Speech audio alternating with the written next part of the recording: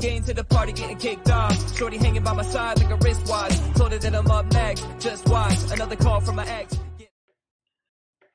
Hey, what's up, everybody? DJO Vegas here, and we are back with another ESGN banger here. You know, of course, if you guys watched last week, we had a great one-on-one debate between Matt Morg and Champ 2K. But unfortunately, you know, we don't know what happened to Matt. Matt just kind of disappeared real quick. So, of course, everybody needs a hero. And today's hero is our lovely special guest. Look at that beautiful smile. Made in India. How's it going, bud? Look at that. You set me up as a hero. I might end up being a zero by the end of the stream. So far, I'm good. Appreciate you hyping me up a little bit. Of course, somebody has to because we know the real. You know. Fake it till you make it, baby.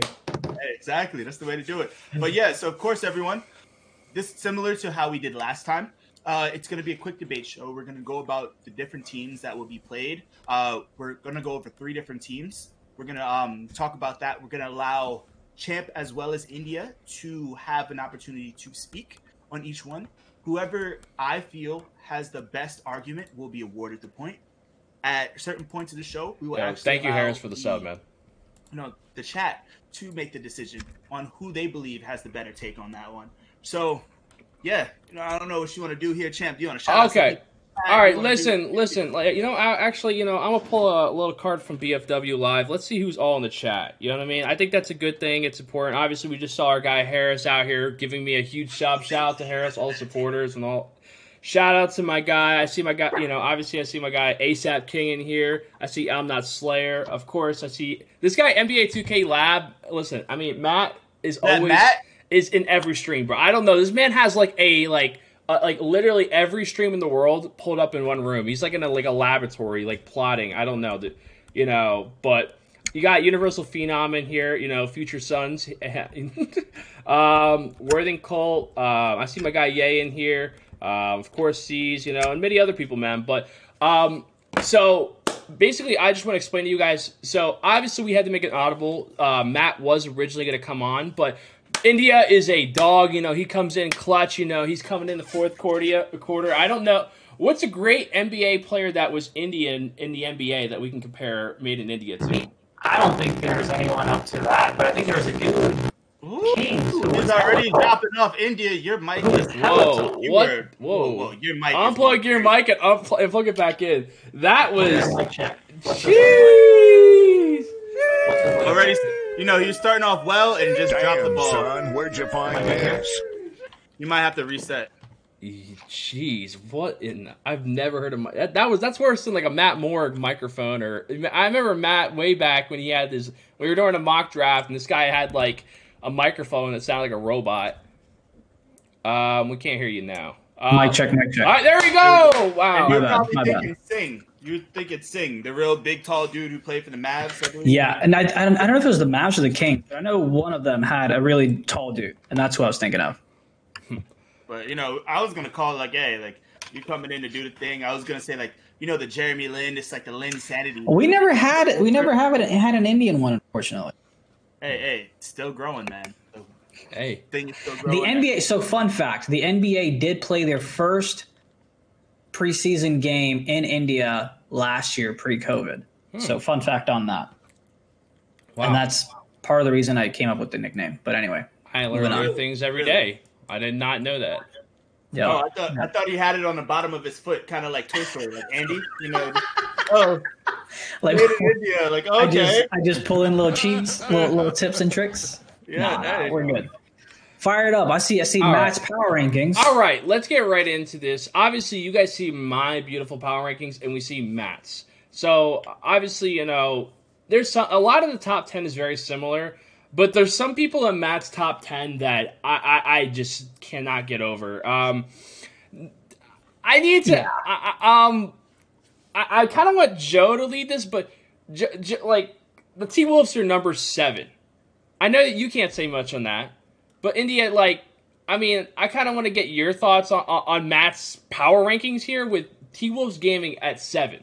Like, what are your thoughts on this? I think, I mean, I'm gonna pick his power rankings apart. I think that's what we're gonna do. we are just going to go. We are going to go at his head, man. We are going to go right. We are going right at Matt's head. All right. So I will say this: the 7th pick I don't think is that bad because you have him at 10, so it's not that big of a plus or minus there. My biggest thing that I'm looking at is Jazz at number 2, especially when you're trying to have Alex or Freddie replace Lottie, and that's just.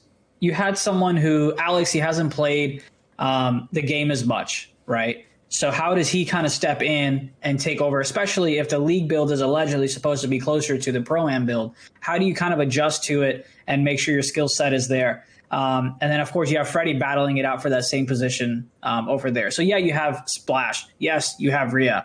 But to me, I think there's too much of a question mark there to have Jazz at number 2. So Wolves is fine, whatever. You can maybe make a case for it. But 2, Jazz is the biggest question mark for me. I mean, I find it hard to see them over the Raptors at this point. I feel like the Raptors probably have a way more complete roster. I don't know if maybe he thinks it was a fluke. Maybe he thinks last year's a fluke. But another team, though, I think that's really high, and I had them high too, but I feel like you put Warriors Gaming over a lot of teams too.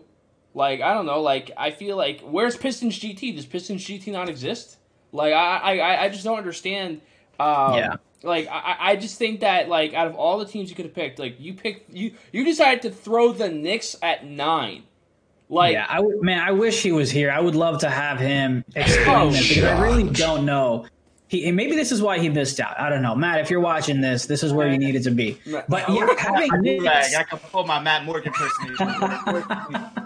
Having Knicks at 9 is like, yeah, you got great additions in the draft, but yeah, I don't know. Not a fan of that, especially I don't know, just not a fan of that, especially when you have teams such as what else we got here? Like you've got the Heat there, then you've got Blazers, you've got all vets there. I think they would end up being much better than the Knicks would. Obviously, he has them right behind there. Yeah, I just don't get it. But not a fan of that. You have the Rookie of the Year who's not even in his top 10. Yeah, I was going to say the Rookie of the Year is not even in the top 10. Like, that's another thing. I mean, like, I understand the Heat, the Blazers. You guys, like, obviously Joe knows. I'm not really high on this Blazers roster. I mean, my big thing is he has the Jazz over that Kings team with Mama on it. Like, we have to remember, like, that roster has an MVP, former MVP, plus one of the best defenses, in the league. Like, it's just, I find it tough that, like, if anything, I felt like the Jazz, not in a sense, got worse. Maybe they got a better fit, but I definitely think the Kings got a lot better with Mama at point guard. So, like, and that's the big part of what you say there. I don't mean to interrupt you on that one, but I agree with that statement right there. It's not like the Jazz got worse. It's just the Kings got that much better because they brought in a top tier, literally top tier point guard in Mama, I'm That Man. And you also bring in a person such as a Stanley LeBron, a.k.a. Majestic, who can come in and play multiple positions, who's going to be there to help on the back end with Yusuf. So now your defensive team, let's be quite honest. Like, yeah, Bash was able to help bring this team, to the playoffs. But if they had someone like Mama's caliber last year, this team would have been, probably gone a lot further, had a better record, been able to get over the hump of playing a Raptors team or playing a, Wizards team. Because look, we kind of talked about it before. Like, Mama actually has a 2-guard that is legitimate, that can go out there and get buckets, that can do all this stuff in seam. He also has arguably the best lock behind him in Crush. You have Yusuf now, and you have Majestic, who people forget how good Majestic is. Majestic didn't get drafted where he was drafted because he's trash. Majestic's not back in the league for a 4th season because he's trash. Majestic is great, and he's actually probably one of the OG utility knives at this game, and we kind of forget about that. Yeah, you said a lot of great stuff there. Sorry, Champ, real quick, but the one thing I have to kind of, not that you're necessarily wrong, is you said the Jazz did not get worse. It's just that the Kings got better, I believe is what you said. Mm-hmm. Are you saying that Alex and Freddie are at the same level as Lottie? I wouldn't say that they're at the same level, but I think that the thing is you needed a better. We're trying to get on their level. Yeah. Oh my God. Wait, what? You're getting a boo for that one. That was my last. I was genuinely asking. I don't know what inside joke you just said, but I was genuinely curious. That's Freddy's, gamer tag. Oh, wow. Okay, that was witty. That points to you. That was witty. Hey, look, it's like. Stop it. Listen. Anyway. But answer the question though. Answer the question. Okay. I'll answer it, and then I'll let Joe answer it. Listen, my thing about it is, yeah, like Lottie was a great player. Lottie is a phenomenal overall player. Obviously, he's not even going to be playing sharp this year. That's how great of a player he is. He can play other roles at a great, at a high level. But I think the biggest thing is fit in this league sometimes. And Alex is, in a way, like he's not going to, he's going to do his job. He's just going to, shoot up shots. He's not going to, he doesn't need a big role. I think that Lottie was just in a position to where, like, I'm not saying that Splash needs a cone, but he just needs a guy that's just not going to get in his way. You know what I mean? Like, so nothing against Lottie. Like, Lottie's a great player, but like I just think they needed someone who was, a little better fit for Splash, and I think Explosion is a little better. So actually, Splash touched on this last week on BFW Live, and where it was more so, yeah, of course he loved Lottie, he respected Lottie, but Lottie also is one of those people who he was the alpha dog when first got in there. But as Splash got more comfortable with the team and it officially became his team, he wanted to take on that role. So It's not a fact of, Lottie wants more of a two guard where he can be a combo guard. He can play the point. He can take over in this. Alex is somebody, yes, he can still do that because people forget what, someone such as an Expose Him did for so many years. The reason why he got drafted so high last year is because he's a 3 hunter. He's able to go out and get a bucket. He's able to dribble if you need him to go get a bucket for you. But he can also play that two guard. He can play off the ball. I think that, like you were saying, Alex is one of those people, and same with Freddie, where it's like, okay, we can take the backseat to Splash. Splash wants the ball in his hands mostly at all times. You've seen the iconic video clip at this point. Plays. What's that? This is what I'm going to do. That if this doesn't happen, if not, then I guess we're just not going to score. Like, that whole thing right there. Like, I love it. I love it. You talked about that. Like, Splash wants the ball. Splash wants I like that. I like that. And having somebody there, such as an Expose or Freddie, who is going to be able to just like, hey, you can be great, King. Do your thing over here. But, in the instance that you need a little help, I'm here. I can get you a bucket. We'll just keep this going. So there's two things to that, and then we can move on from this if you guys want. Two things to that. One, I like the strategy of, hey, there was a there in terms of Lottie helping the rookie and Splash out, teaching him, I don't want to say teaching him the ropes, but just kind of being there as a support system, if you will, in some type of way. And now it'll be a question of, can Splash be that leader in that locker room alongside Rhea as well to take them where, they need to go? Because he said that, hey, if the Jazz don't make the playoffs, it'll be because of him. Right. So it'll be interesting to see not just how he performs on the court, but the leadership that he brings in off the court, whether it comes to camaraderie, whether it comes to rapport, whether it comes to film room and all that stuff. That'll be interesting to see. And those are questions where we may not even get, because that just means they did a great job of keeping it in-house, if you will. So that's something I'm interested to see is, can he take that next step in terms of not just gameplay, but also leadership? Yeah. No, I agree. I mean, I think this Jazz team is going to be fantastic, but to take it to that extent, to the extent, to take it to that high, number 2 seed, I just think that level, there you go. That, Joe's always better with the verbiage, but listen, to take it to that level, I think it's going to take some time. We need to see more. I think that, obviously some teams have been been streaming scrims. Obviously, I think that once we get the actual league build out here, we're gonna get a good idea of really what. Are you sure, champ? Because according to you, it's just hey, we can get enough from these teams just off of this league. Big West, the ghetto league build according to India. The ghetto league build according to India. So Big West says compete as a leader, but if he's a leader, at some point, I think. Maybe I'm wrong. Maybe I'm thinking too much in the sense of the quarterback's got to be the team. Maybe that's not necessarily that needs to translate to the point guard in the esports world of 2K. But I don't know. To me, I feel for example, we'll talk about the Hornets. In the Hornets, Sherm will hopefully end up being that leader. But you have Trap, who is like that glue, right?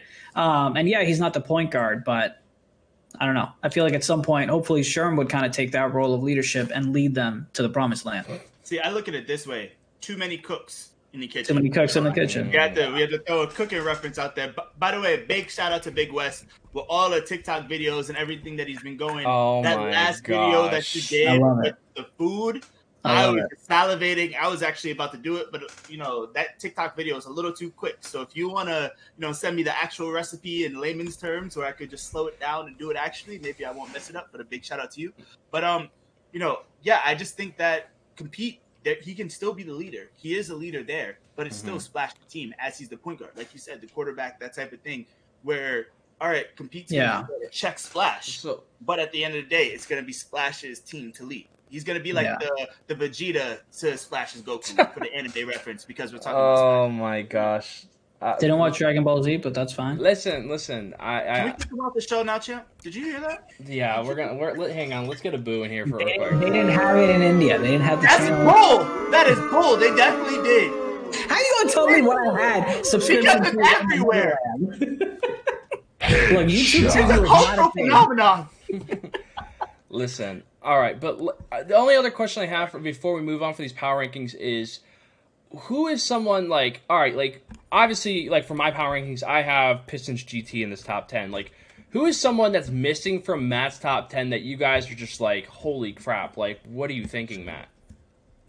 That's a good question. That's a good Like question. I said, mine has to be, I mean, you have Ramo and freaking Radiant together. It has to be the Pistons to me. Like, you can argue the Bucks. Solid case for that. You can argue the Bucks, but, like, I feel like that's a team. I mean, I think that, there's some teams, obviously, they could sneak in there. Maybe the Cavs, maybe the Pacers, But, I mean, I'll be honest with you, the Pistons is, like, probably the biggest team I think that's sticking out. And, I mean, I've been watching those Sixers. I know, like I said, I know that, Joe's giving me a hard time about me watching this league build on retail. But, listen, man, all I'm saying is that some things will transition over, but the Sixers definitely, I don't know if they'll necessarily be a top 10 team, but they're definitely, I think, will be a playoff team. But to be determined, TBD.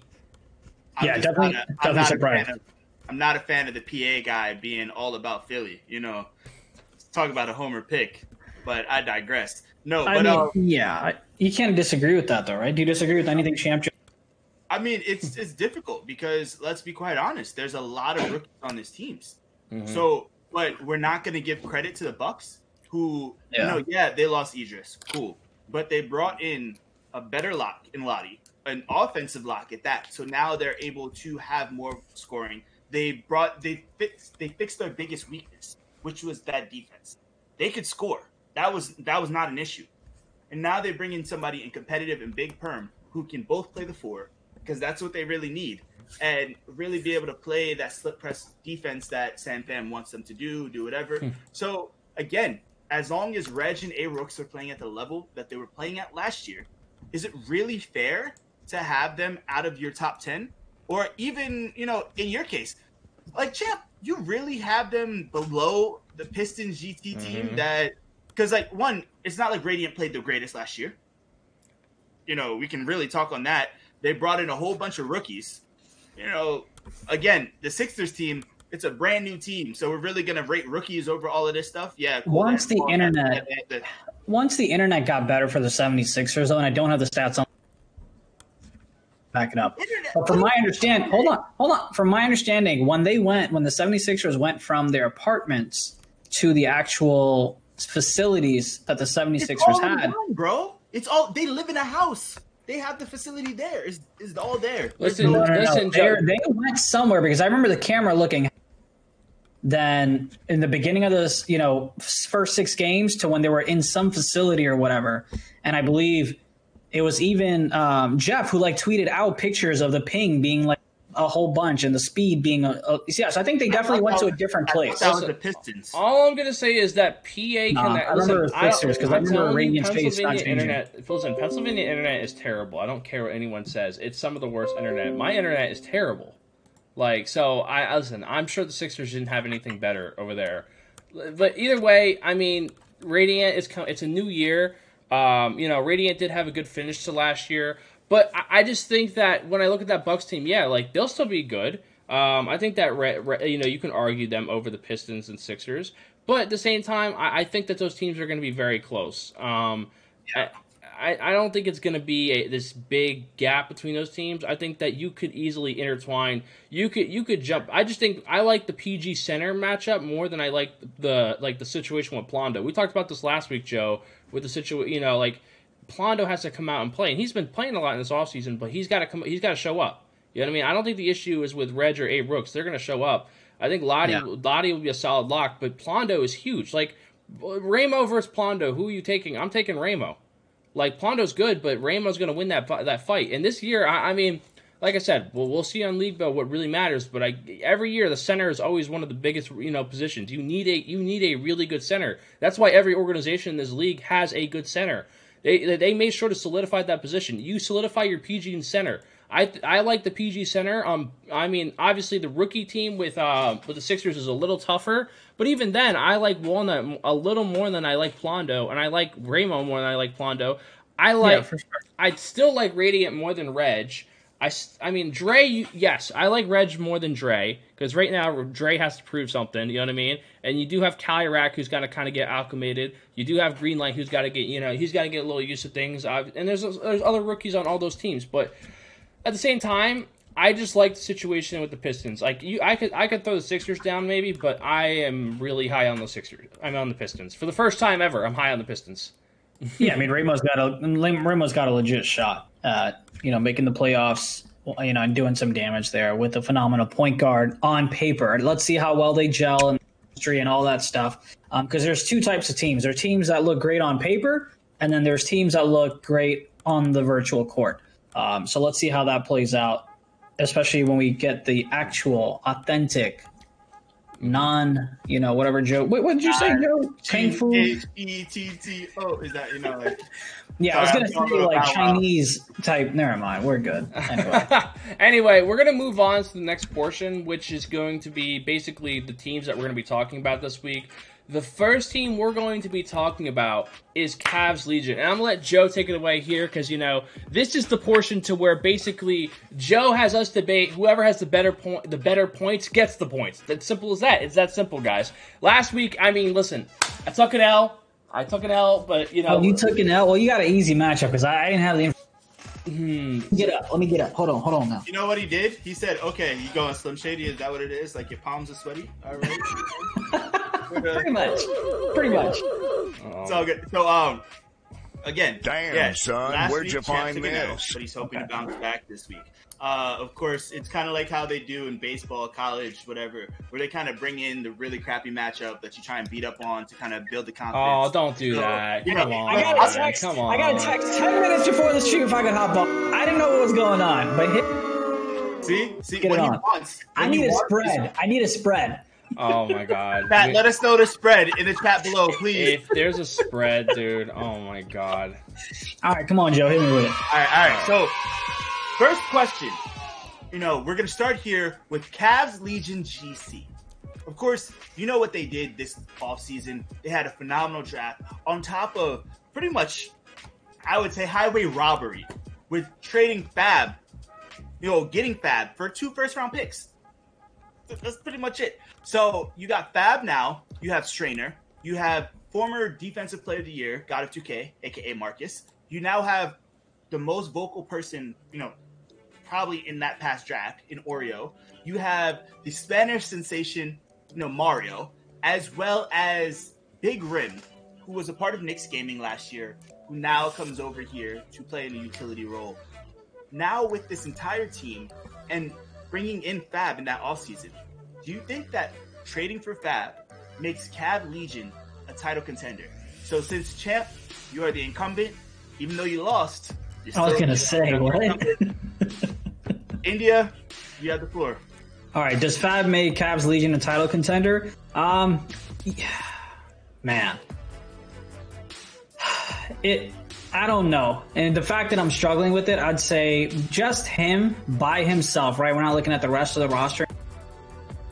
I think he's a solid enough point guard to make them a contender to be in the playoffs, like for sure type thing, right? But is he enough to make them a title contender?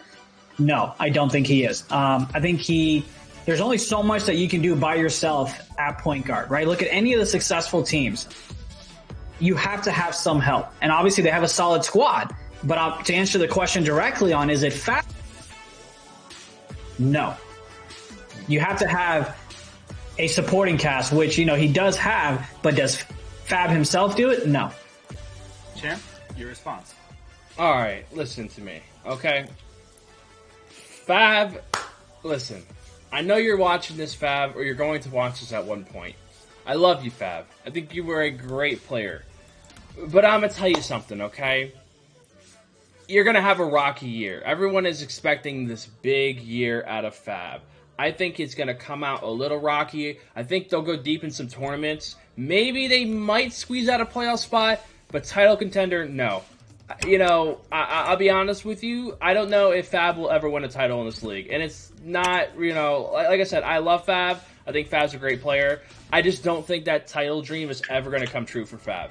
I think that when it comes to him, he always gets every time we've ever seen him in the championship of a tournament, he always seems, and the team just does not finish. And, it's not all on him, but there have been moments where Fab has struggled, but, he seems to get his team there, but he just never finishes the job. So I just don't think he's going to finish the job. It's actually slash poll, by the way, Joe, instead of... Oh, okay. Yeah. But are you just trying to write out the question for Fab? Yeah, I was just trying to put the question in the chat because you want to hear what the chat has to say. But the question does Fab make them a title contender? No, I don't think so. I just think that Fab, he'll definitely, be a guy. He'll put up 30 points a game. He'll do all that good stuff. But no, I just don't see title contender in them. All right, and India, your response to that? Champ, if you could set up that. Yeah, I'll do. Yeah, not letting me. We kind of pretty much addressed it, right? We're on the same side. Fab could possibly end up having a rocky road. Yeah, I believe that. And again, I don't think he's good enough to just take them solely based on himself to a title contention. I think we're on the same page there. I don't think there's anything else to really rebuttal. All right, so I'll hop in, Stone Cold Steve Austin, play devil's advocate if you guys want. So they traded for this team, this man, because the one thing that the Cavs had not had for these past few seasons is a point guard. They have a point guard. Okay, what? Season 1? What happened afterwards? Oh, congratulations. He got shipped to Minnesota. The next thing you know, he's over here in Miami, then back over here.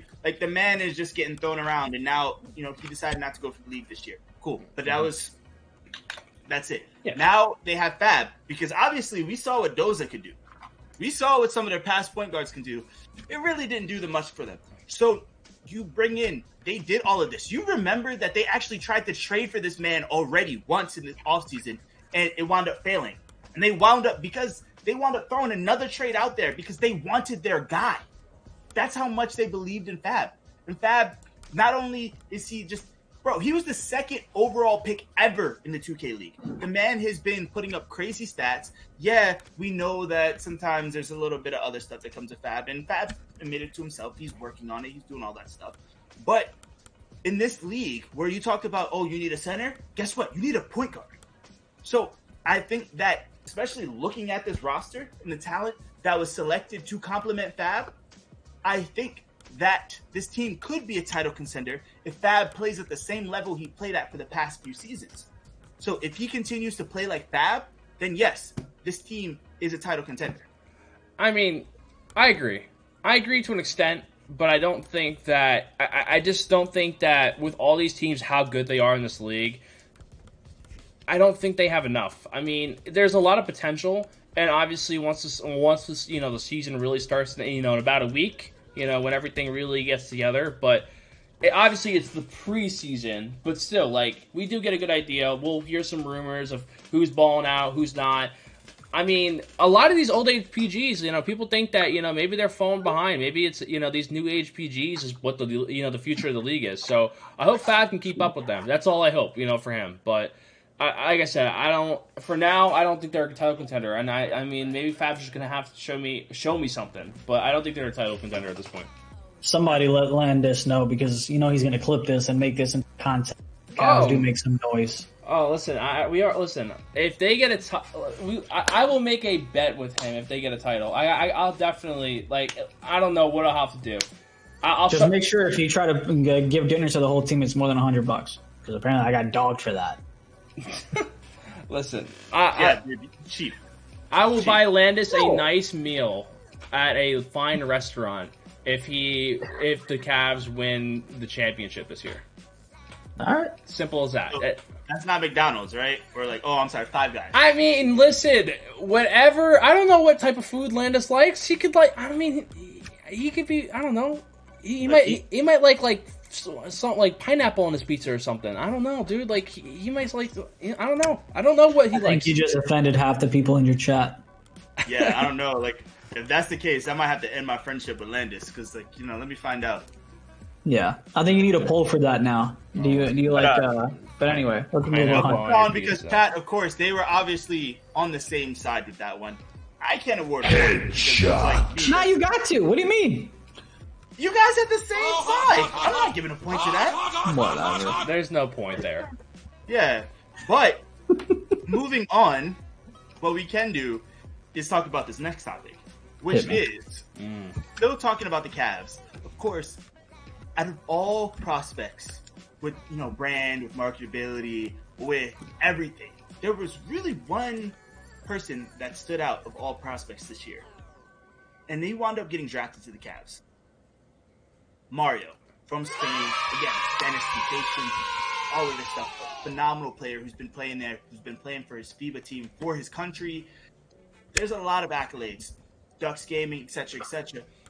Now, but of course, we already know what the stigma is from the past with some international players in the league. How important is Mario's success for all future international player prospects? So, India, since we gave you the first one, champ, since you have the sunglasses on, be cool, buddy. Do you think? All right, listen to me. It is a lot more important than people realize. Like, some people will say, oh, no, it's not a big deal. I'm telling you right now, Mario's success will drive the rest of the international league. Like, listen, the rest of the international talent will flood into the league if Mario is successful, as well as Gunnar. I mean, these guys, if they actually ball out this year, I think we'll be seeing the Welsh Jordies of the world flooding into the league. We'll be seeing, there's been guys who've been playing and working hard for years to try to get into this league. I think we'll see that, but it really does drive on Mario's success. And it's not Mario playing power forward, it's him playing center. He needs to be in a star role. We need an international player in a big role, putting up big numbers to really push this. Like, obviously, Gunnar got that opportunity, and he fell on his face. And it ever since, and a lot of international players have agreed with this, that it has affected like the way people look at them. Like it's not. Some people say it's the visa situation, but it truly is not. There are the problem is we don't get to see these guys enough. We don't get to play against them enough, and it's just the stigma ever since Gunnar. So I mean, Mario, I think that he is the guy that basically will open the door for more international players, and I think that he could take that on, but. Again, like I said, whatever he does this season will dictate the future for how much international talent gets into this league, in my opinion. Yeah, I'm going to go ahead and say that it's not going to be sense type route, if you will, in the sense of like, I don't want to say popular opinion of like, yeah, of course, if this didn't work out, why would you want to repeat the same process and expect different results? Because that's insanity. The reason I believe it's not going to be that big of a deal, yeah, it'll matter, but the reason not be that big of a deal is because I'm hoping the league will intervene and in helping grow the international pool to come up with a concept similar to where you have these showcases in Asia and the UK and Europe and things like that, to where they'll take retained players and fly them out to those countries post-COVID and kind of have them battle it out against the top prospects from the international world, so you can kind of get a land, see how they can compete together. And if that process happens, then I don't think Mario's progress, good or bad, mainly bad, will impact future prospects from coming in. So will it impact it? Yeah, sure, of course it will. You don't want to make the same mistake twice, but is it going to be as big of a deal as Champ is saying and other individuals out there are saying? No, I don't think it'll be that big of a deal, because I think the league has matured from season 1 and giving other players a chance, giving other players a shot. And similar to how I believe in season 1, I think it was, we saw one female gamer get drafted. Saw a couple of seasons where we didn't have anyone else, and now we've got multiple women in the league. So I think the league matures, I think the staff matures, and I think the league comes out with better ways to evaluate international talent to make it to the league, because that's how the league grows. And at the end of the day, the league's in the business of growing, and the bottom line. Yeah, I understand that the business side of things, and I understand that you could say some GMs might feel that way, but we do have to remember there are a lot of players that still have power in this league, and some of them don't, they don't want to play with some of these guys. And it's nothing against them. It's just that if we get this another, if Gunnar flops on his face again, if Mario flops on his face again, then I feel like it's gonna build up that stigma even worse. Is this season that's coming up, season 4, the least buddy see yes or no? There's still a lot of buddy in it. That's not what I said. I said, is it the least buddy, yes or no? That is a great question. I think okay, I'm just gonna go ahead. Just give me yes or no. I say yes. It's the least buddy, but not by much. What were you gonna say, Vegas? Yes or no? Pretty much, we're just gonna Champ. I wish I could meet you right now because you're just down bad. We're gonna give the point to India here. Oh my god! I appreciate that. He gave me the politically correct. We have to think about it this way. But no, I was making a point, but I'll make it after Vegas. Go ahead. I know. No. Look at it this way. Gunnar, he struggled at the point guard position. He was also drafted in like the 4th round, I believe. Yeah. He came in once he started moving to the 2-guard position. He really started to elevate, but of course, just the beginning. And remember, it's season 1, so nothing is really mapped out as much. They have done a lot of things in the past, as you spoke of, India, to bring over, a lot of the pro talent, such as Javier, such as Ramos, etc., who had the opportunity to play or see, some of these top-tier talents play against each other and see what that LAN thing is. And yes, I believe once post-COVID happens, it'll allow a better opportunity for others to play. Yeah. I think that seeing 1 or 2 players, might bomb. It is what it is, because look, hey, if a player, let's say we have players who haven't played well from Canada, we still draft from Canada. Oh, hey, just because this person's from California or from New York and they just sucked, it doesn't mean that we're going to not draft anybody from New York. It's the same stuff, guys. But the thing is, night in and night out, we're getting to play a lot more of guys in Canada compared to overseas. So that the reasoning, like a lot of guys play, like they don't want to, they like to play and draft people that they've competed or played with. They don't like to play, like, they don't, it's like, appreciate the sub, Frank. They just don't like the idea of unfamiliar things. Like, I just don't think that, like, there's much of a sample size. Like, yeah, the league brings people over, but hopefully after COVID, after this whole COVID situation kind of, goes away, essentially it'll never go away, but, when things calm down a little, I just hope that the league can bring some of those guys over to compete in a possible tournament to kind of excel themselves, because I think that, like, a lot of guys really do judge based off of playing against them or playing with them. They don't care if they watch them play in some tournament. They want to play against those guys and see what they really are about. So, I mean, like I said, Mario's a great talent, man. This guy learned the entire English language. You know what I mean? Like, he really is dedicated to his craft and, being great in this league. So, I just think that, Mario can be really good. Like, Mario can be really good. But, again, I just think that this pressure is really big for him, and if he does fall on his face, it could really affect the future of international players on how they get drafted in this league. All right, and I respect that, but talking about pressure, India, you are on the clock because you've been set up for the kill shot, according to Ruben, so we want to make sure that you plan home, because we're not saying that your entire 2K League future is on the line here, but yeah. So floor is yours, bud.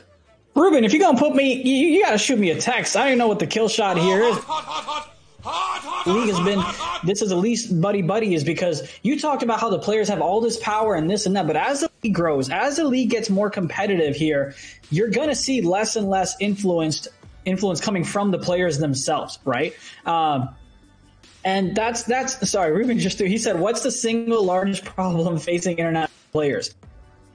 It is my favorite type of credit card. Visa. And I believe the league has done a phenomenal... Ruben, I got you. Ruben, just give me a 1 in the chat if this is it. Ruben, give me a 1 in the chat if this is it. The league has done a phenomenal job, and they found a process to go ahead and make sure that the visa situation decreases and decreases over time. You have, I believe it's Gooter that's coming to the league in a few days. Mario, I believe, is the one that's left, and you've got Milo who's going to come over soon and soon. So listen, as the league grows, we've already said this. Some of us are 30 years old, and we don't know what the hell we're doing. The league's 4 years old. They're figuring this shit out. As the visa situation takes less and less time to come over and have players to the U.S., we will expand our branches and more international players will come over. Can I get the damn point, and can we move on from this topic? Give it to me. We've already given you the point. Well, okay. Can I get a bonus? Can I get a bonus? Can I get a bonus? No, there's no bonus points here. Because, yeah, that was an easy one. Like, that's like, okay, cool. Appreciate you, Ruben. But no, you're right. And, you know, Champ, you talked about before, oh, people aren't used to this. Guess what? They weren't used to making content. They weren't used to doing a lot of stuff. It happens over time. So yeah. it's something I just want to see I do want to see evolution. But let's keep moving on because we can talk about this subject forever. And it's already 8 o'clock. Yeah, it is. Joe, check your text afterwards. Yeah, of course. And you know, this is one of our biggest strengths. So we definitely want to do one of these things. But talking about strengths, what's the team's biggest strength and their biggest weakness? So, Champ, the floor is yours. Biggest strength? Obviously, it comes out of that point guard. It comes out of their offense. I think that having Strainer and Fab, I think their offense is going to be phenomenal. Obviously, you know, you are a little balanced out with God of 2K. Like I said, you know, the biggest question mark is probably going to come around, their power forward and center situation. I hear that these high praises for both of them, but there's just such huge question marks around them. I'm really interested to see how good Mario's defense is, now here in the U.S. Like, I've seen great glimpses of them, but as of right now, I think the weakness is on their defensive side with God of 2K and Mario. That could be a strength, who knows? But I just, I have to see it in the league. I have to see it against league players. I have to see it on the league build. I've seen what Strainer and Fab and God of 2K have done in the league. I have not seen Oreo and Mario. So I think their weakness has to do with those two guys right there, the power forward and center. Because I think a lot of teams are really strong in those positions, and that might be their weakest positions, in my opinion. In India? Yeah, I was going to go a similar route, but just to kind of give a opinion, I think the biggest strength and weakness is going to end up being Fab. There's no question Fab is a phenomenal virtual athlete, if you will. There's no question that he can, get you buckets and, pass and things like that. But I also don't know how great of a leader he will be off the court, right? Which Fab are we going to get? Are we going to get the Fab from last season? Are we going to get the leader Fab? This team will go obviously as far as Fab takes them. So biggest strength, biggest weakness, I'd have to say is Fab. The question mark ends up being, how does Mario, right? When we talked to Mario on the NAPX a while before he got drafted, we talked about how do you adjust to the U.S. culture? How do you adjust to living in a completely different country that I believe he's never even been to? I don't think he's ever been to the States. So that's another question mark, is how far can Mario grow as a player off the court so that he's comfortable with the chemistry that he has with the players to make sure they compete at a higher level? And, this is one of the things. Check your messages. Yeah, I just saw it. And while I take over, while you respond on that one. See, personally, yeah, I like your response there with the Fab thing, and I definitely respect your response there too, Champ. And, while we give Champ a little bit of time, are we really sure that's a strength and a weakness, guys? Because, you're talking about Fab? Well, I don't think, I can see where you're saying Fab can be a weakness because of his personality and off the court things can be a big weakness to him. Correct. And his strength is, of course, Fab being Fab, or, everything that we want to say with this stuff. But to be quite honest, and just trying to stall for time here, was Champ response. I mean, you and I can have a conversation. The biggest thing to me is chemistry. If shit hits the fan and the Cavs start off 0-3, how does Fab bring the team back and have the ducks in the row to make sure the fourth game is won? That's the biggest question for me, right? So here's what I think is the difference, though, between that, Celtics team from last year and this Cavs team from this year. I think because they were that buddy-buddy type of team, they were there the last year, they reached that pinnacle. They were, just this close to making it to the finals. So they've already been there. They've already known each other. All right, it's like, yeah, I'm not going to work as hard because we know what we're capable of. Oh, we had this lull early in the season last year. Oh, okay, we can bounce back. So this year, it's like, hey, it's a whole new environment. You have someone who, let's be quite honest, Strainer is a very underrated two-guard at his position. And the one thing he's really been lacking is a dominant point guard to help him. He doesn't have to play the point guard position. I think Fab, that's one thing that he's been, besides Profusion in Season 2, he really didn't have the greatest production in Season 3. And Fab helped make Profusion. So if Fab can make someone like Profusion, what do you think that's going to happen to Strainer? And that was part of the reason of last year they had their struggles, because the only person who can really score was Fab. So now you have people who can score, such as your Strainer, your Mario who can score. Oreo is a great, not only great defensive leader, but who's probably going to play the pick and roll. Let's be quite honest. That's exactly what But he's also somebody who can get a bucket if need be. And God of 2K, while he's more of a defensive presence, I'm sure he can do something if need be.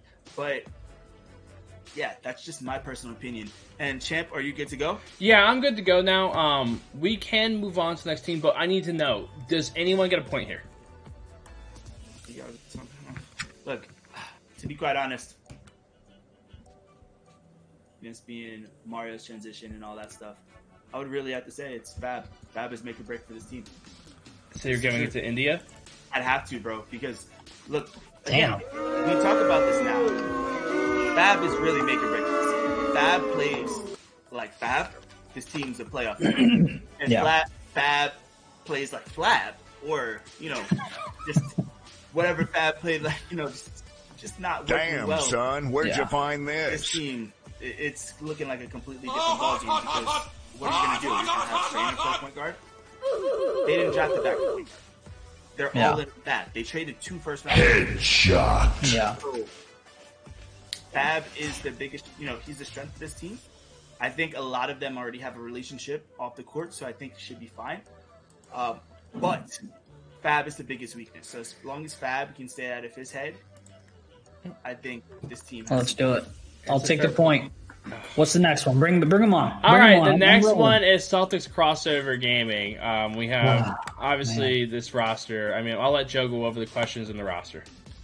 So, of course, and now we are up to Celtics Crossover Gaming. Lay and Lauren, I see you both in the chat, so big shout out to you, Lay. Congratulations. And Lauren, you're my girl. But getting on to Celtics Crossover Gaming. Of course, Celtics Crossover Gaming, we talked about the Cavs. This is the other side of that trade. Out goes Fab. In comes a whole new slew of people, including the 5th and 6th overall picks in STEEZO. Of course, we have Walking Bucket, which was a very surprising pick. You also had Worthington Colt drafted.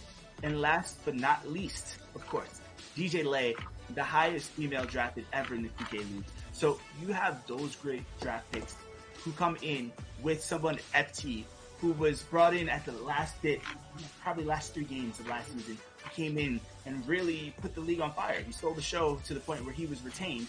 And someone Bully, who's been here, I believe, since Season 2, and he's been doing his thing.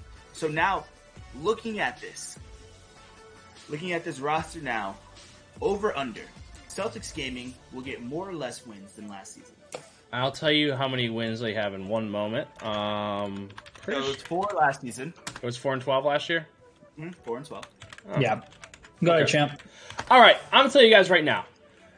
Listen, I love these players. I think they're all good players. I don't think the Celtics had a bad draft, but the league is just really good. I'm going with the under.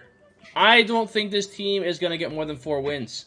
I really don't. I think this is going to be a bottom tier team. I honestly think it's a young roster. I think that this team is going to drive. It's going to drive through Colt. It's going to be how far can Colt take this team? Not how far Bucket can take this team. Not how far FT can take it. It's really on Colt.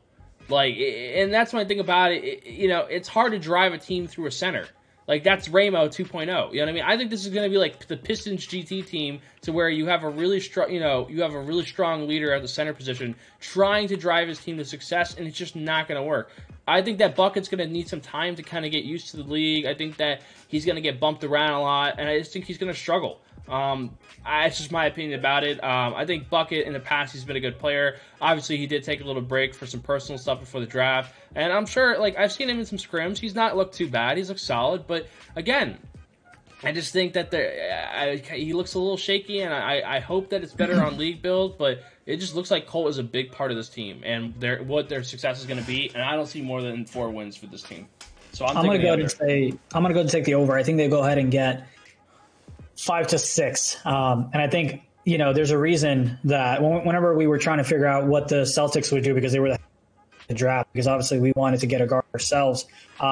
We felt like they would end up getting a guard because they weren't necessarily all in on FT leading the ship, if you will. And so to me, this team can actually go as far as Bucket can take them. And shout out to him. Take care of your mental and all that stuff before the draft. It's a long season. Shout out to you for that. But to me, I say over. I'd say 5 or 6 games, especially because I think the conference that they're in, and depending on how the schedule and all that stuff looks, I think they'll have some good matchups there. I think last year they played the Knicks season 1. That's a game they should have won, but they had some internet issues. And I know I bring up internet issues a lot. Listen, the league wasn't prepared for that. The league is not prepared for that. Franchises are not prepared for that. We will see better gameplay, more competitive games. And for that reason, I'm going the over because there's an advantage that they have here in terms of knowing how to handle internet and COVID, but also being in a little bit of an easier conference. I know some people hate that language, but I'm taking the over 5 or 6 games.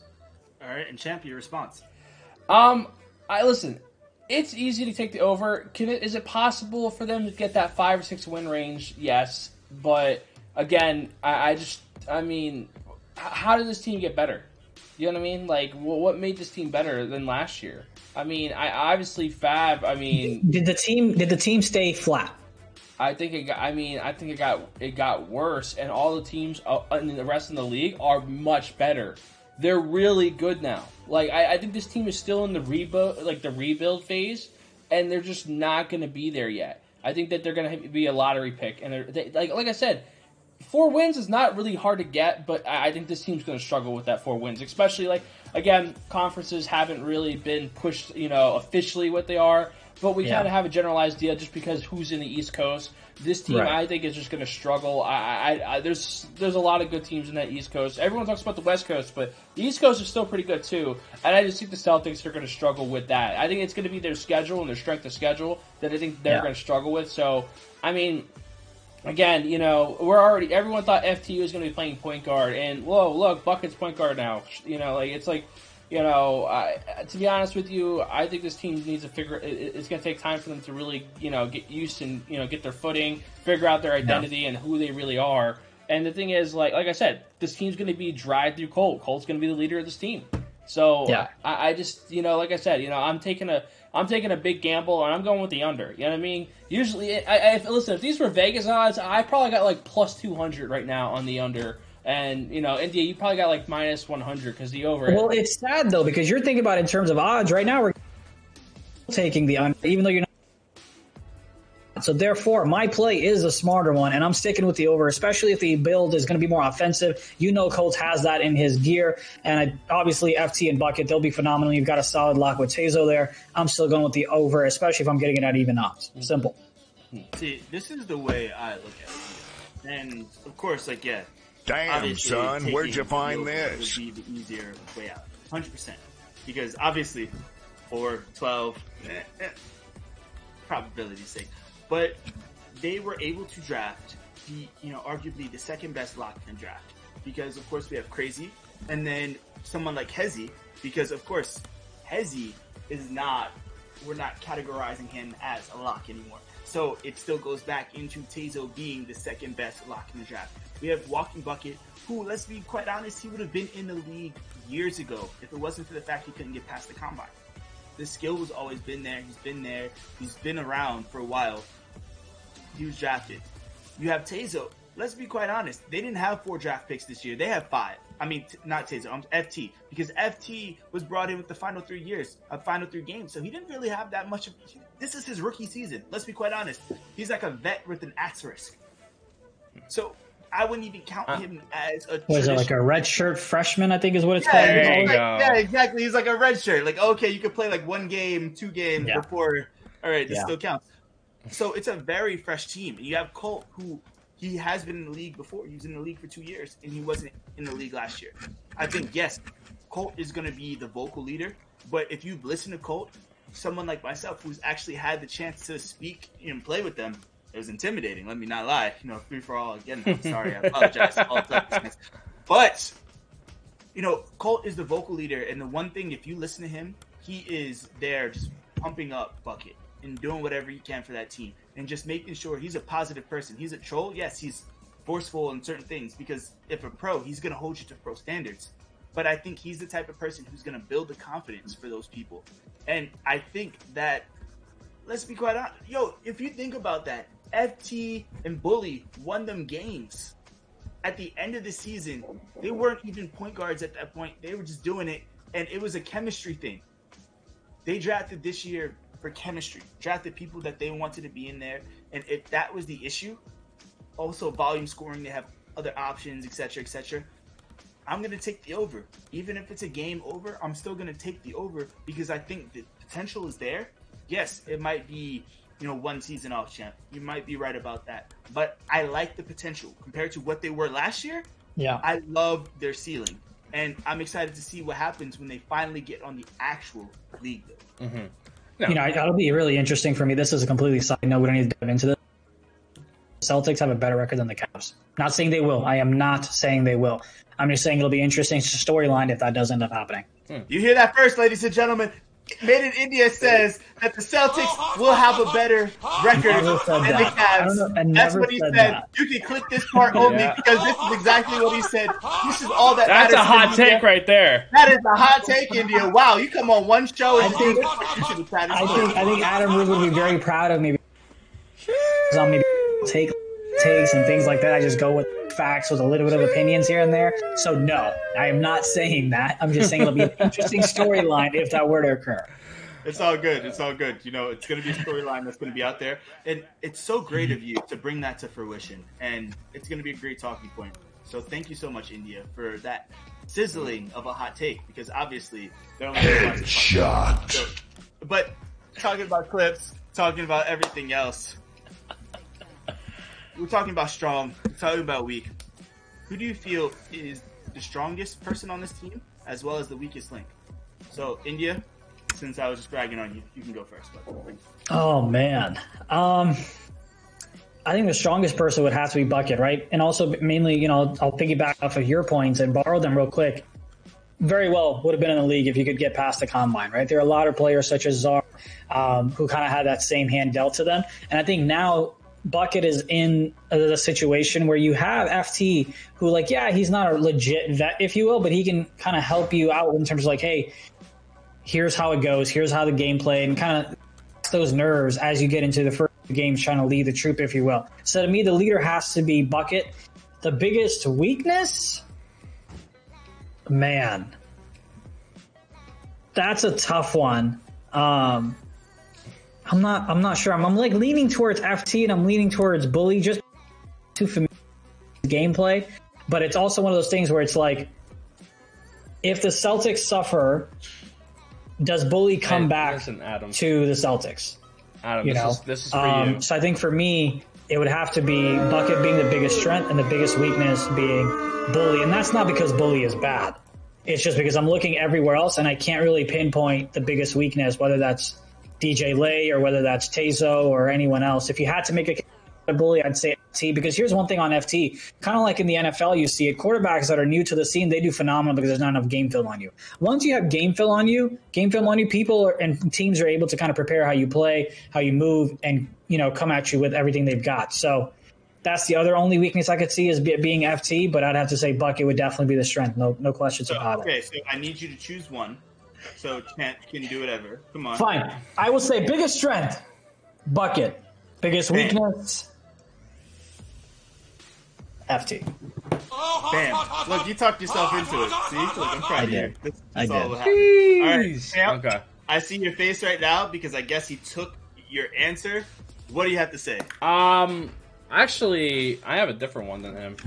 Also, did I get a point for that last one? I think I'm 3-0. 3-0. I'm just saying. 3-0. Well, did you? we'll get to it at the end of this, okay? Let me give me my. Let's not worry about it. Let's not worry about it. Everyone's beating Champ on this show. I don't know, I think Joe is out to get me. I think that's what it is. I didn't even get a chance to prepare for the show. This is really bad, Champ. Get better. Hashtag get better. Listen, man. You can get a boo, okay? You can get a boo. All right. Listen to me. Strongest and weakest player on Celtics Crossover Gaming. Okay, the strongest player, in my opinion, is Colt. He is I think this guy is not only just I think he's going to be a good center. It's just his mental, too.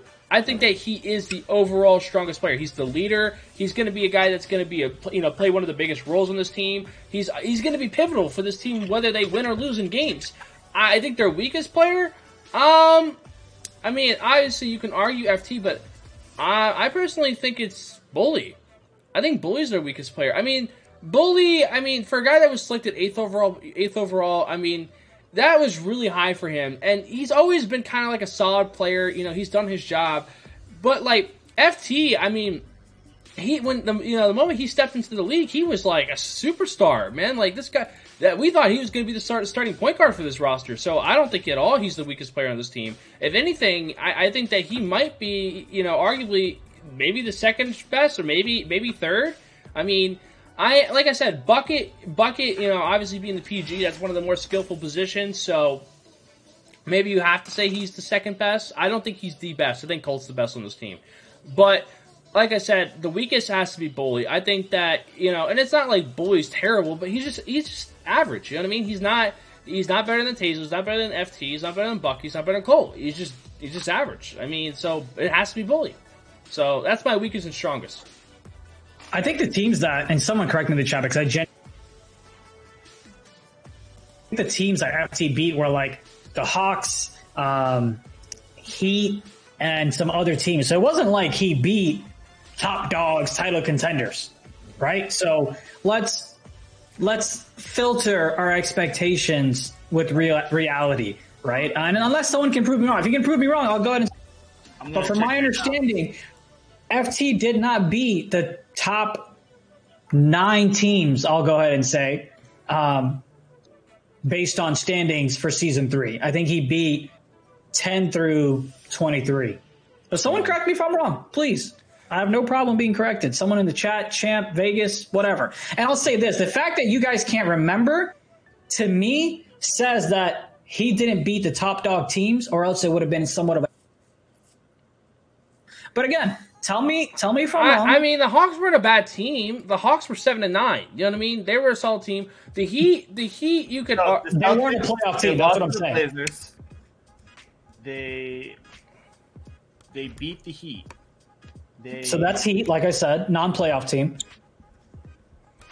I mean, they didn't beat any playoff teams, I don't think, at all. But either way, he came in, he played the competition in front of him, and he performed very well. I mean, for what it's worth, I mean, yeah, he didn't play like he the definitely greatest. did. For someone who didn't get drafted and he came in and he knocked it out. You got to remember. Absolutely, he did. But I'm saying we got to lower Yeah, but you got to remember the challenge. You got to remember the challenge. Like he came in like literally. Think about it, like coming in the fourth quarter, right? Your team's terrible, hasn't won a game. He comes in and wins 3 games straight for you. You know what I mean? Like, weren't they like 0-11 or something before he got there, or 0-13? This team didn't win a game until he got. Yeah, I think he's the one who delivered the first win, if I remember correctly, the storyline. Yeah. So, I already have the answer to this one. It's Hit a me. very easy one. Hit me. I'm gonna have to give this point to India again, because you look at it this way. They brought in FT. He won the 3 games straight, against abysmal competition. I'm sorry, champ. But they went out and drafted a point guard. If he was supposed to be the point guard of the future, they still went out and drafted a point guard because they weren't confident in his ability. Because let's be quite honest, if you were watching him in pre-draft, that shine and luster that he had, we saw what it really was. And that's where it kind of, Fab, thank you. They won 2 games before. So Appreciate that, Fab. Oh, again, even worse for the FT debate, because you wouldn't bring in somebody to play the point guard position.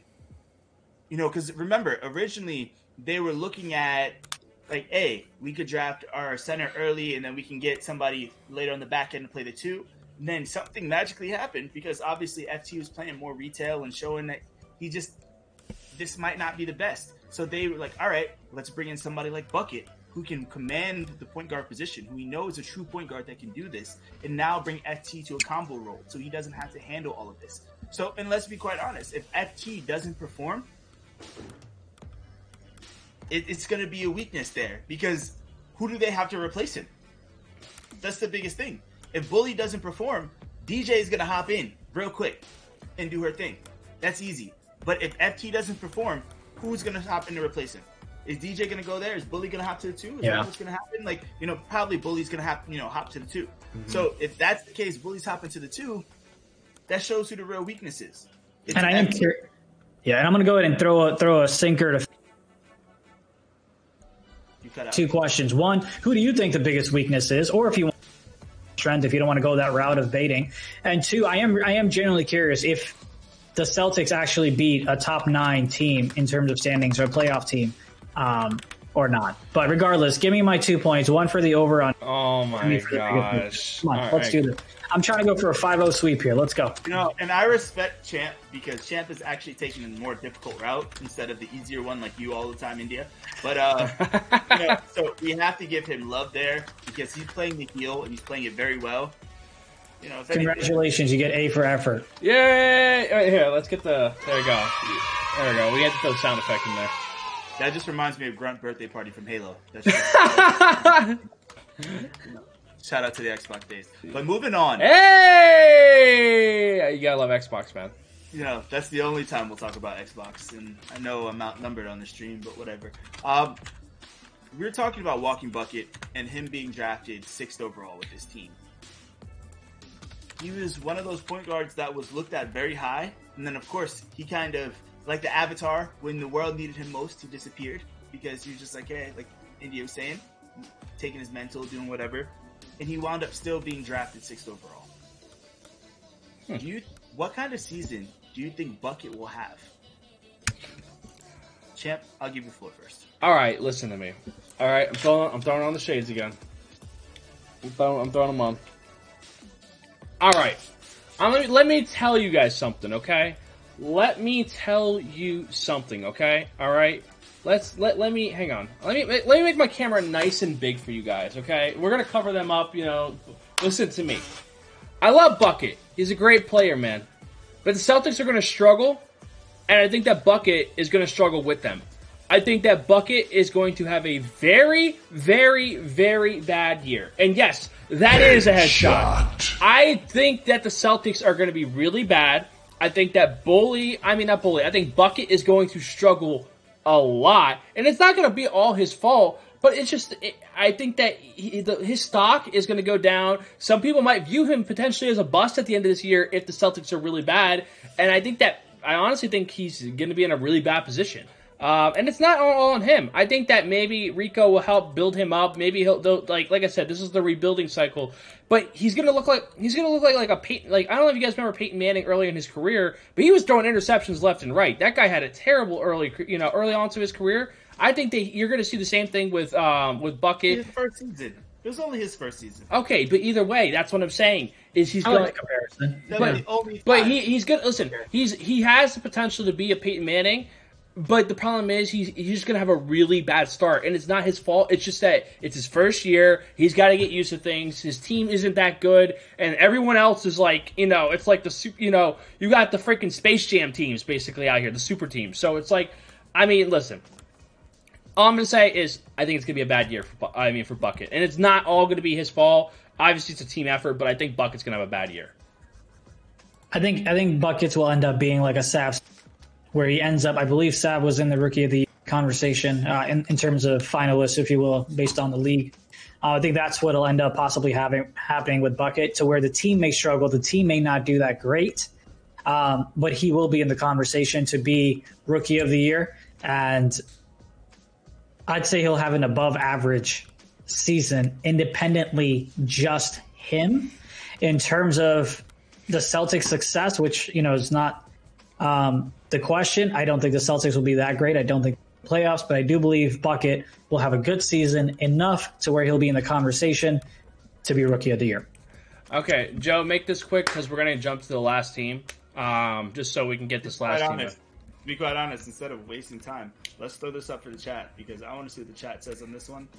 Both the decent picks and while you throw it for the chat, I'll just answer.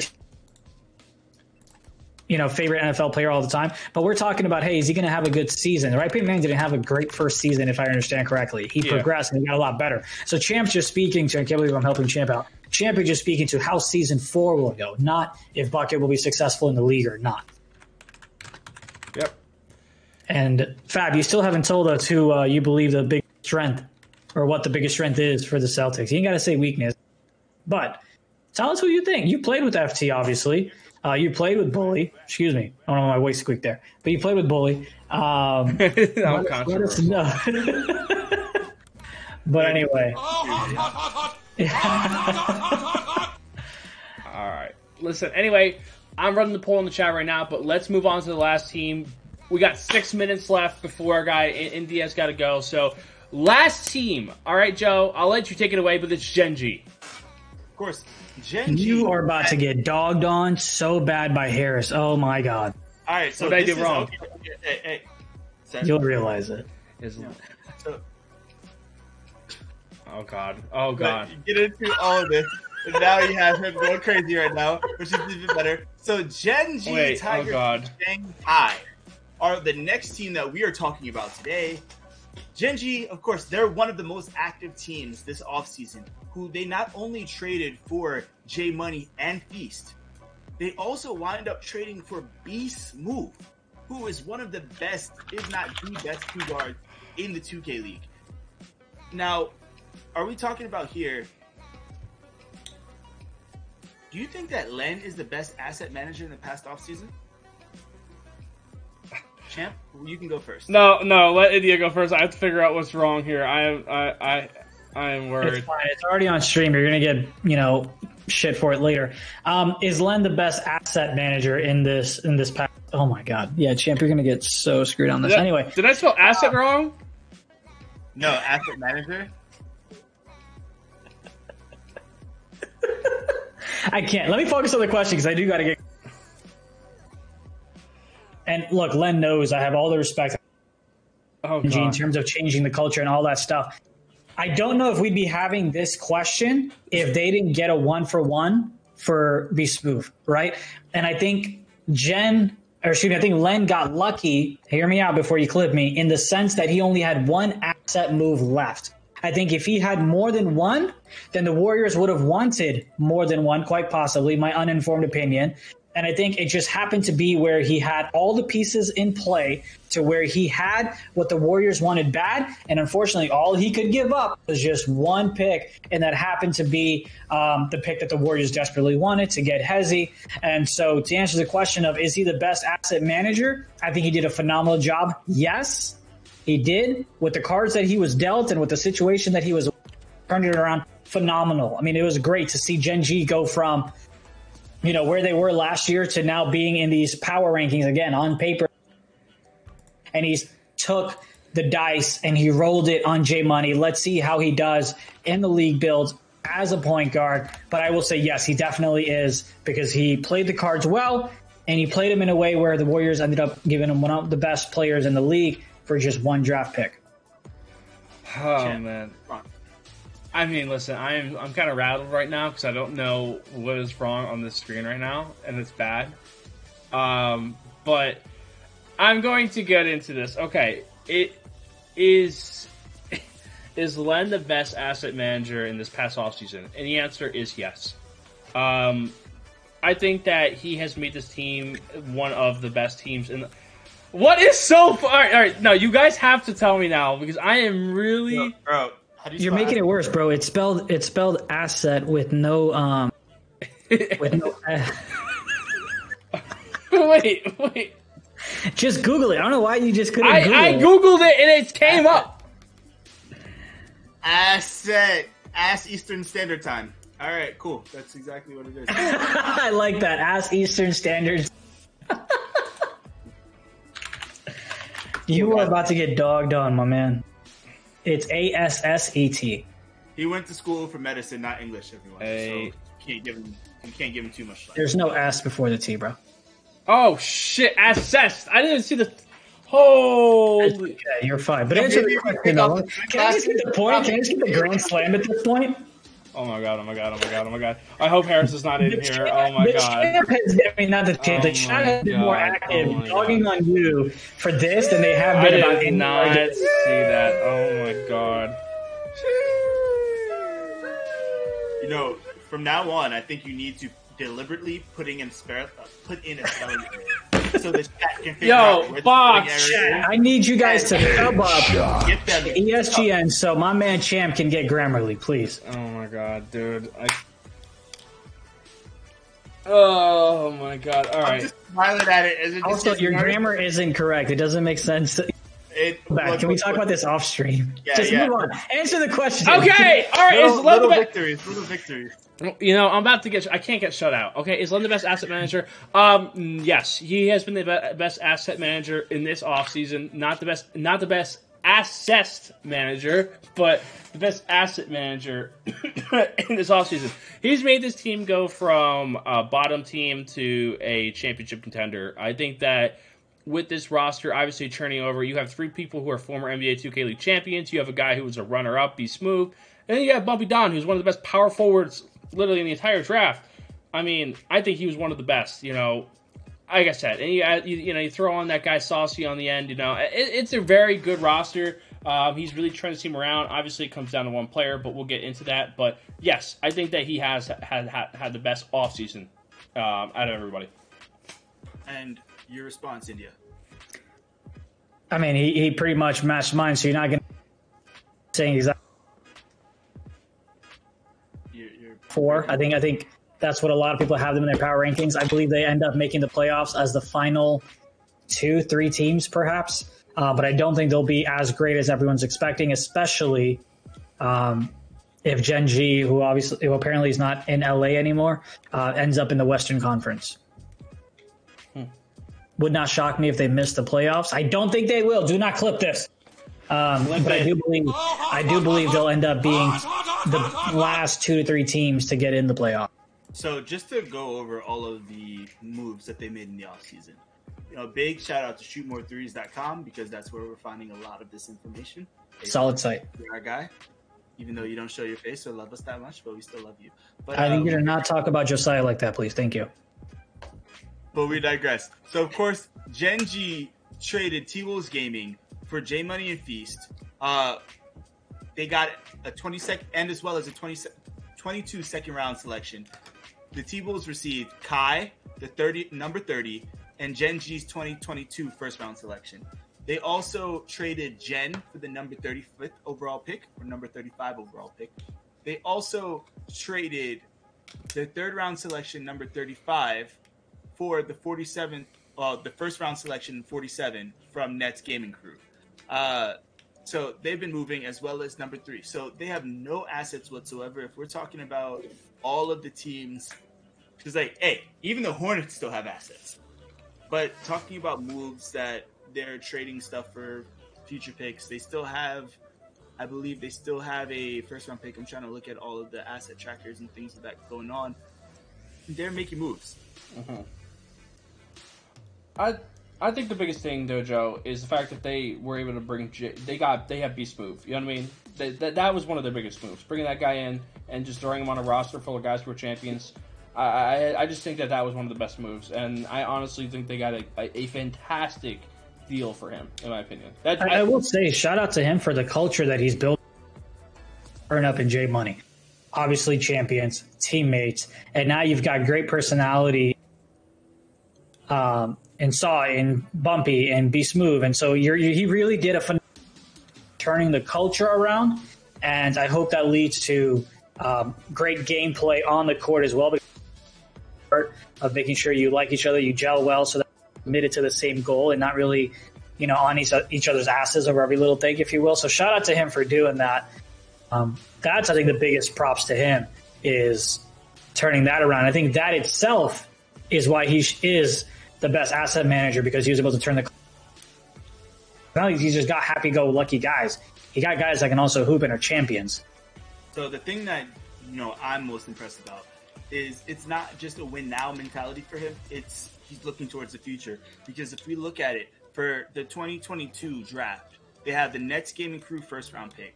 They have the T-Wolves Gaming second round pick. They have Gen G's second round pick and Gen G Tigers fourth round pick. So in all of that, they lose a third round pick. But hey, if the Nets are good, okay, it's a late first. If the T-Wolves are good, it's a late second. If Gen G, okay, they still have all of their picks as well as these teams. So yeah, they lose a third. So of course, depending on what retention is, how they can really do that, they lose a third. They're not able to retain. But now they have, second round picks and first round picks to still be able to retain and do things. So it's going to be interesting how they do that. But they have enough talent. They have enough assets to truly rebuild with a fresh 7 coming for season 5. So I don't know if we can count him as the best yet. It's only one season. If we look at what the Warriors have been doing, well, he said this past offseason. Is there any? But this past offseason, who do you think did better than him? I mean, the Warriors were still good. They got multiple firsts for Slaughter. They were still able to, flip because I agree. I'm just asking who was better than him. I'm not saying who else was good. Who was better than Len? Those are things that we have to look at, where no one. The Warriors had multiple picks. They still had also a high second round pick. But so you're saying great. The Warriors were. Advocate. I'm just trying to play devil's advocate. I'm not even to look. Just give me the point. It's over. Come on, let's do this. We had the same point. We had the same. Look, anything, I should be getting the points because I'm the only one playing devil's advocate because you guys keep agreeing. This is not. Well, that one we had to agree on. I've been playing devil's advocate and you haven't given me a point yet. Yeah, you've been doing a terrible job too. Come on. Hey, he's been better than you. Hey, whoa. I think I got a sir. Headshot. All right. Yeah. Okay, we'll move on to the next one because this one's easy. Will this be J Money's breakout year at point guard? Listen, I'm going to say this one first because I'm not going to make it look like I stole India's point. Listen, I think it actually is going to be his breakout year. I think this is going to be his best year. I think that he has been grinding a lot in this offseason. I've seen a lot of growth in his game. I think he is finally going to step out of that shell, and he is going to have a really good year. I think Gen G is going to be a potentially top 6 or top 5 team. I think this, the farthest they can go down is top 10. I think this is an automatic playoff team, in my opinion. I think that obviously it's not even just J Money, obviously on this roster that matters, but yeah, he's going to be good this year. I mean, you gave him all the pieces. He has no excuse. You know what I mean? He has, honestly, a better team than he did when he was on the T-Wolves or the Heat. I mean, adding B Smooth next to him, I think that's a great fit. And I think Bumpy Don's really good. Obviously, you have Turn Up and Feast who are part of that championship team. But J Money, I think, is going to have a breakout year. I think he's going to have one of his best years in his career. And he's probably going to be – he could potentially be, up. I don't know if he'll be in the MVP race. But he'll be around that 28 to 30 points per game range, I think, in my opinion. I think that's where he's going to be at. Man, if J Money doesn't have a breakout season at point guard, I don't know if he will ever get another solid chance like he's getting right now. I think when he played point guard last year for the T-Wolves and the few games that he did play, they won less than 50% of the games. I'm talking about individual games, not just series itself. And shout out to 2K Labs. This is based on their stats. It's not like my memory is that good. So is he going to end up having a breakout year?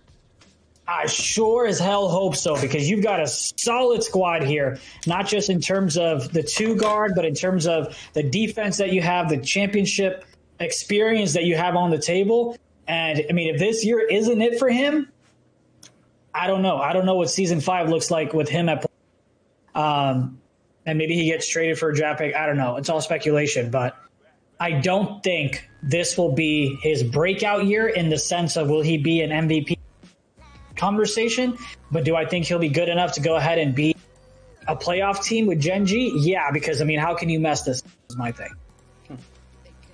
Yeah, and see, the one thing that, really makes this very difficult when it comes to Gen G, the fact both of you took the same exact stance again. No, we didn't. No, we didn't. We took the opposite one. No, because he just took a cop-out answer. Oh yeah, he's been doing that the whole Joe. He's been doing that the whole time. Give me the point. Give me the point. Give me the point there. Look. I just need now. You said breakout year. I said no. He's not going to have a breakout year. Is he going to get into the playoffs? Yeah. Is he going to have a breakout year? So if he gets into the playoffs, that's not a breakout year. I'll be uploading this to YouTube. No, because you have 12 teams getting into the playoffs out of like 23. So no, if it was like 8 or maybe 10, we could talk about it. But allegedly, there's 12 teams that are. So no, I don't think it's a breakout year if you get him to the playoffs. India, a guy who was originally drafted to play point guard, who was traded from Miami to Minnesota to play 2 guard, who then wound up being traded to LA to Gen G to play point guard again, and in a game that is dominant by a point guard. That's very, it's kind of when you're talking about breakout, right? Here's what I'm thinking. I'm thinking you. Are you going to meet those expectations? I don't think he will. Are you going to meet the expectations that the bar may be so low because you play 2 guard at Minnesota and now you're playing the 1 guard here and let's see how well you can perform? Yeah, that's cute. But I don't think he'll play at the level that he was supposed to when he first got drafted in the league. And I don't think he'll have a breakout year to where they end up being in the title contention. And I am so scared of all my predictions being wrong. Dear God, this is bad. That's why we clip it. This is what we wanted. This is exactly what we wanted. We got him. We're baiting him. The actual information. I said all this, though, but yes, I explained it a little bit more. Yeah, thank you. That's all. And, because it's 8:40. Adam, if you're in here, I don't like this, Adam. This is... No, I think Adam left after Champ's last monologue. But, Champ, let's get a poll going in the chat to hear about this. Mm-hmm. Because... will this be J Money's breakout season? I'll ask, but let's get to the last question, and then we'll start to kind of get to that home run. Because I know India's running over time here. Way over time. Yeah, it's all right. Good. Lastly, with this lineup and with the magic that Lenny Ainge was doing in the offseason, do we think that Gen G is a title contender? India, Champ. Go. You want to go, Champ? Listen. All right. Putting on the shades. I'm going to tell you something right now. Gen G is a title contender. Okay? This team, I think, is going to go far. I think this will be a team in the Final Four.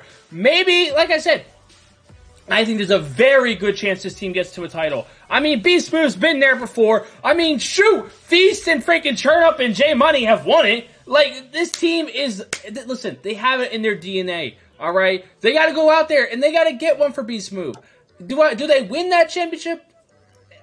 But they're definitely going to be competing. They're going to go far in playoffs. I definitely think they're a title contender, in my opinion. They'll go ahead and make the playoffs. Title because you were in the playoffs, but so are all the other 23 teams when the season starts. No, they are not going to make the Final Four, especially making it out of that gauntlet that you have on the West. If assuming that's where they end up, no, they're not going to end up making in the Final Four. So no, they're not. They're not a title contender. What? How are they not a title contender? Who's better than them? I think they're a top 5 team. Sure, but that's not the Final Four. So here's who I think, at top of my head, will have a better shot. I think the Raptors will definitely have a better shot. I think the Warriors are slightly above them. And I think you have to think about the Kings over there as well. And yeah, I mean, there's 4 teams that I think will be better in terms of title contenders than Gen G will. And you know what? Of course, this one is fun. Universal Phenom, trying to make sure I don't get a contract.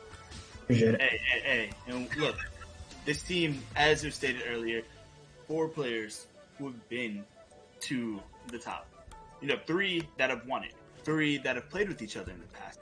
There's a lot of things going for them, depending if there is conferences, if there's not conferences, whatever's going on. Apparently, yeah, Gen G is Shanghai, potentially on the West. If something happens and they wind up on the East, whatever happens, whatever the way they want to do things. But it's crazy to me to think that Gen G is not a title contender. So Champ does not get swept. Champ gets 1 point here because India kind of gave you this one. This is just how's the pity point, buddy? Let me know. How I should have 2 points. The second one, I definitely should have 2 points. Champ, you're complaining about possibly having like a 67 or Fs. Take it like a man. Come on. I mean, listen, that's 6. Listen, in some classes, that 67 is passing. Okay.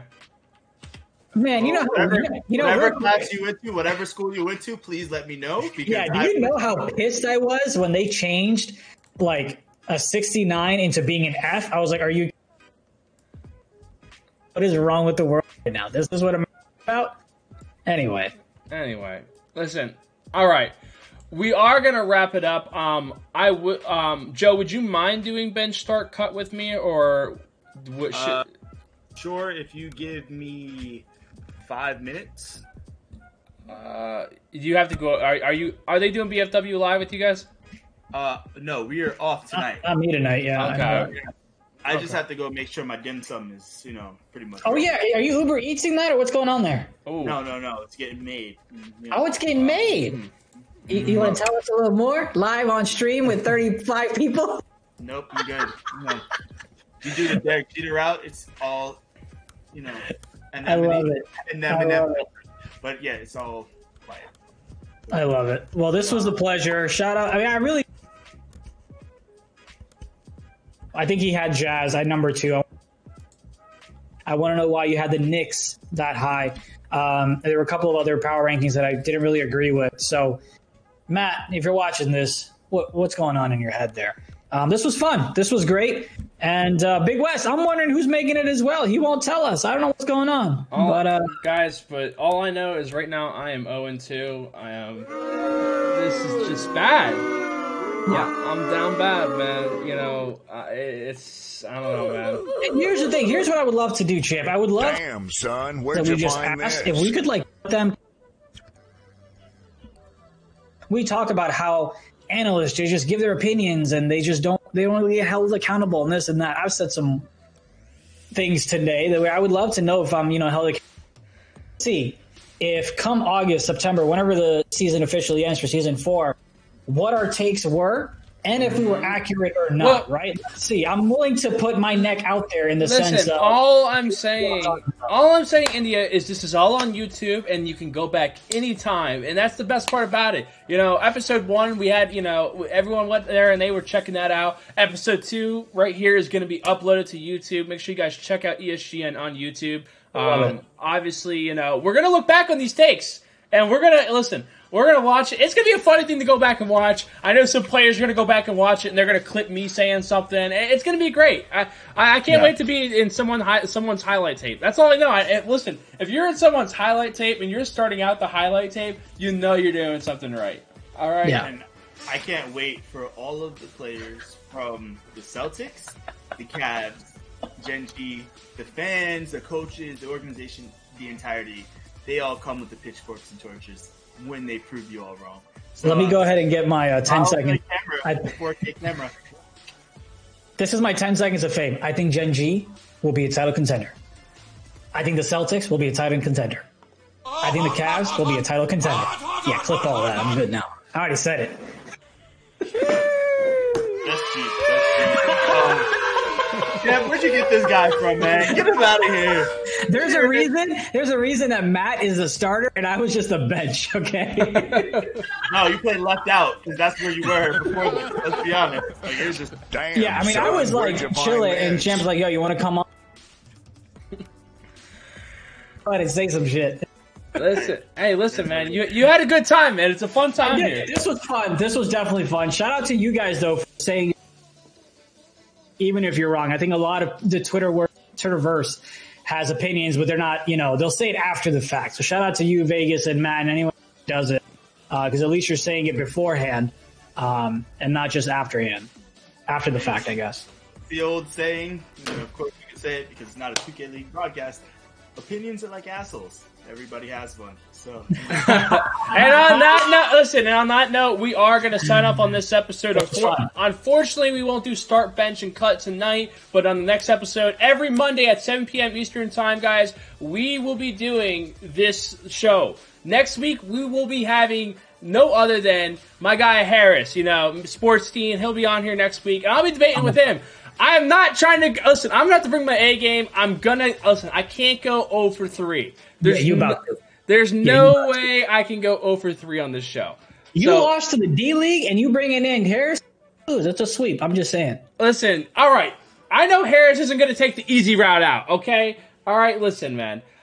It's all about winning in the end, and I believe that's what. Oh my God! Get this guy out of here! All right. See you, Joe. See you guys. Oh my God! Have a good one, Pat. Catch you all.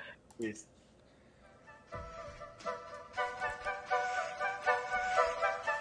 They try to tell me what I can, what I can't do.